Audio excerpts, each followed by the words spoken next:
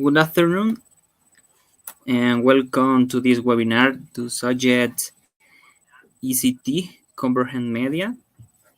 And this afternoon we will talk about using media for listening conversation in the language classroom. Well, let's start.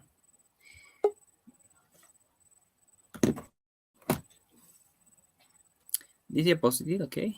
You see the sling using media for listening conversation in the language.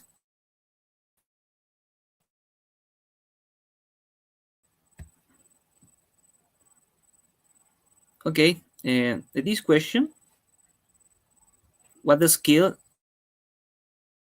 do you consider more difficult when learning English?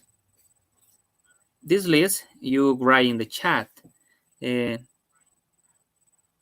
the listening and reading, writing, or speak. What skill do you consider more difficult and when learning English?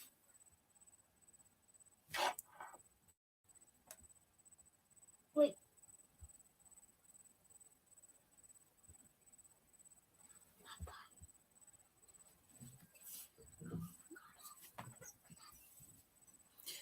Okay, one participant say that speaking and other listening, writing. Okay.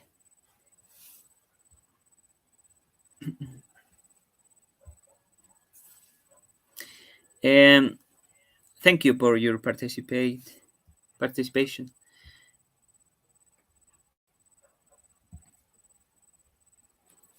Listening is the more difficult for more people, but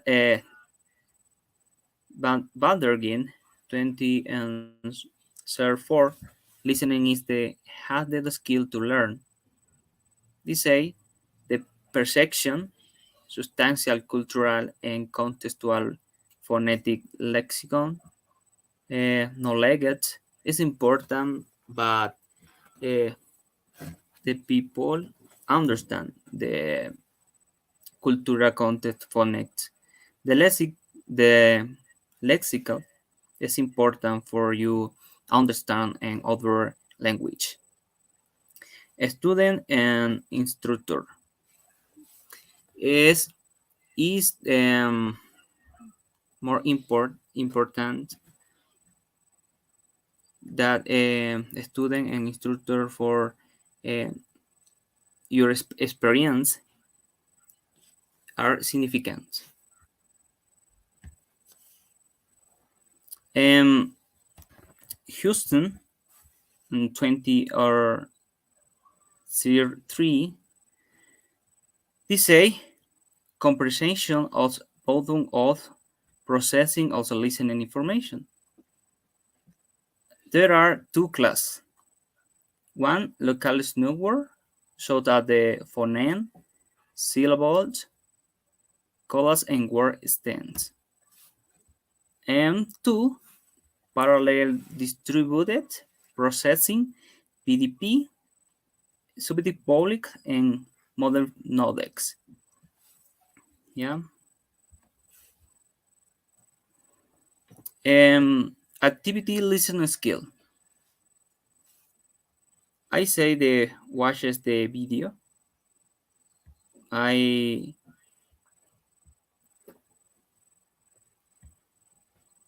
see in this moment.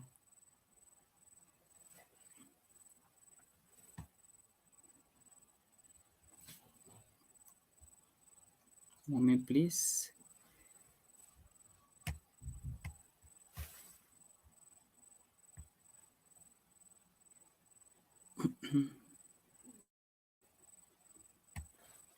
Oye, pues.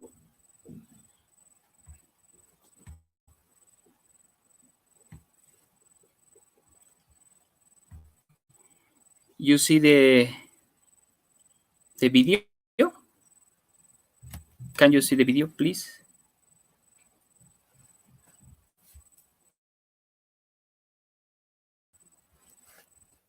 I see you in your chat, the link, okay?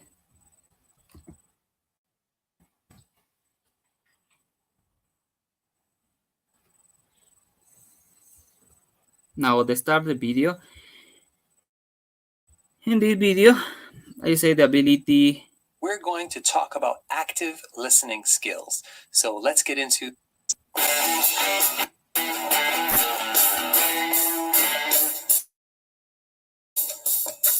Hey there, I'm Alex Lyon, and I actually have a 1-hour course on effective listening skills for leaders. I will tell you more about that at the end of the video. So listening is it's probably the easiest way to connect with other people and build relationships. Active listening is the opposite of passive listening, and you have probably experienced this. The person you're talking to might technically be hearing some of what you're saying, but they are tuned out. They're on autopilot. They're just not mentally engaged with what you're saying.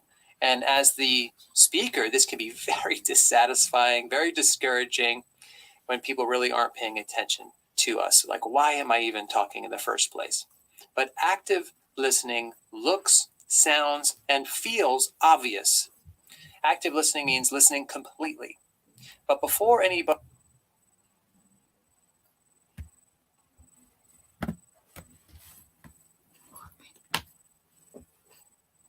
does that well, there are two secrets, two prerequisites to active listening. You have to put aside whatever else might be distracting, a real priority. Good listening is first and foremost a choice that you make every time somebody speaks. Number two, like any skill, you have to work at it. The good news is that listening is not mysterious or complicated. So let's talk about 4 qualities of active listening that you can put into practice. First, active listening involves nonverbal communication. And there are 2 steps. On the one hand, you're demonstrating that you're engaged in paying attention nonverbally. You put your devices completely away, you make eye contact, your body posture is open and oriented toward the other person. Now, on the other side, you're also noticing the speaker's nonverbal cues. There's an expression, listen with your eyes. And part of that means you're noticing what's happening with the person visually on their mood or their emotion that they're showing. Do they look nervous, frustrated, annoyed? You can pick up on that by actively observing their nonverbal communication. Second, active listening involves verbal communication. Again, there are 2 sides to this. The most obvious part is asking good questions. Probably the most common pattern that good listeners demonstrate is that they ask a good question and then they let the speaker fully answer it. Like a therapist will ask thoughtful questions and then stop talking for a while and let the client speak. Honestly, what we're paying for in many cases is just somebody to listen carefully to us. So a good question is a huge part of the listening pie. And the other part of verbal communication is those small utterances that show the other person that we're following them. Like, I hear, yeah, that makes sense. Sometimes it's not even full words. It might just be, ah. Those little utterances keep us thinking that we're following. Third, it involves responding to what somebody just said. So the path is like this. You ask a question, they respond for however long that takes, and at the end of that talking term, you give an informed response to them. So let's say you just ask a person what they've been up to lately. That's your question. And in their talking turn, they tell you that they have been doing diving lately. So you actively listen for a while they're talking. And at the end of their talk, it's your turn again.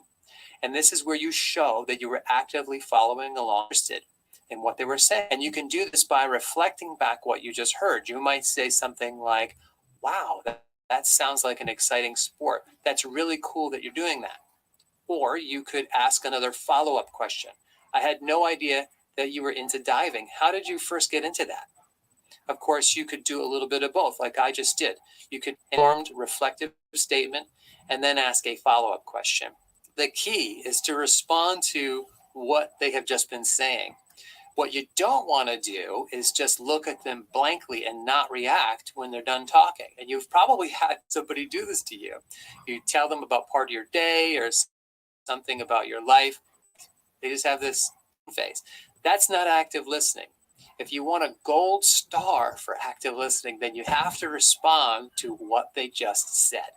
Fourth, keep the focus and let them talk. Now, this one might seem obvious because you're listening, but when you decide to go into that listening mode, just make a decision that this is going to be all about them talking and not about you. Resist that temptation to jump in with your own story or to change the subject to your favorite topic. Keep your talking turns and questions concise, and then stick to whatever topic they're interested in. Now, eventually, once they've done plenty of talking, there's usually an opportunity later in the conversation for you to share your experiences. But my rule of thumb is to dedicate at least the first half of the conversation to pure active listening. So I hope these 4 tips help you listen completely in your next conversation. Question of the day: which one of these tips do you need the most work on? I would love to read what you have to say below in that comment section. And I do have 2 follow-up videos on listening coming soon, on comprehensive listening and empathetic listening. And I'll link to those in the description below once they are posted. And I also have a 1-hour course on effective listening for leaders. You can find more about that by following the link in the Okay. Okay. It's important in this video now is 3 topics important for you. Is verbal and non-verbal cues. And 2, ask good question. And 3, give an informed response. It's important with around the English in all moment. It's important, but is how baby, okay? The understand the other language, the baby hear and listen, no? Repeat the word in this moment. My consideration is you around the English in all moment, okay? And thank you for you participate in this webinar. Thank you. Goodbye.